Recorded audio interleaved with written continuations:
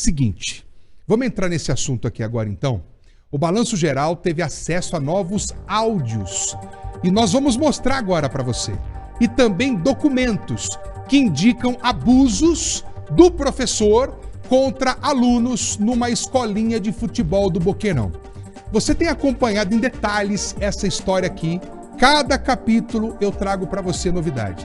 São pelo menos 5 adolescentes que denunciaram o professor. O Ministério Público já denunciou o suspeito por estupro de vulnerável, ao mesmo tempo em que as vítimas apontam novas formas de violência sexual, sempre usando o futebol como pano de fundo. É asquerosa essa história, vamos ver. Novas denúncias complicam a vida do professor de futebol do Boqueirão. Acusado de praticar crimes sexuais contra os jovens, o professor ainda segue em liberdade. Mas nesta semana, a RIC TV conseguiu áudios e prints das conversas do professor com os alunos. Nesses áudios, os alunos são convidados pelo professor para participarem de uma espécie de círculo de fogo. Então, esse círculo de fogo é tipo, 3 pessoas ficavam numa roda pelados e conversavam o que era melhor pro time. Daí o que era melhor, eles iam fazer sozinhos. Os prints destas conversas foram entregues para a polícia. O produtor da RIC TV, Pedro Neto, teve acesso com exclusividade a esse material. Nesses prints, o professor convida os alunos a participarem do círculo de fogo. Na conversa, ele diz: o que você acha de fazermos o círculo de fogo com você, com Ciclano e Beltrano? O aluno responde: acho uma boa ideia, mas fulano ainda tem muito medo. A conversa termina com o professor escrevendo: estou gostando de ver você treinar na zaga, tá sobrando. Os pais procuraram a RIC TV para denunciar o professor.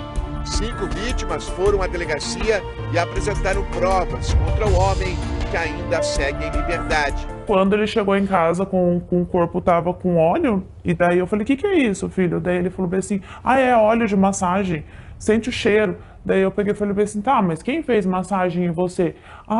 Foi o técnico. Eu falei: onde que foi feita essa massagem? Foi na casa dele, mãe. Foi no consultório da psicóloga que o menino relatou o que viveu ao longo de 9 meses como aluno da escolinha de futebol.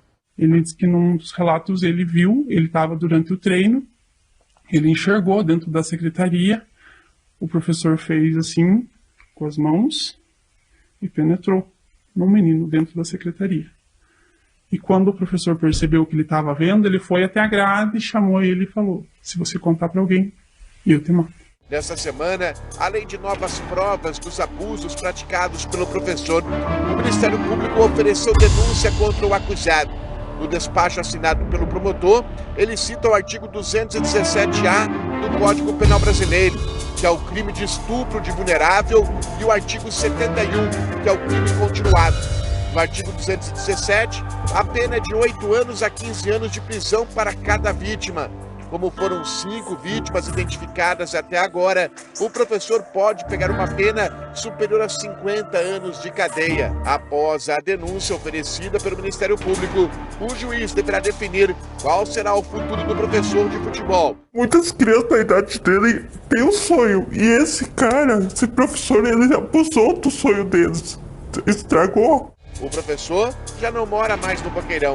Ele mudou a cor do cabelo e deixou a cidade. Mas as famílias não irão descansar até ver esse homem preso, longe dos jovens.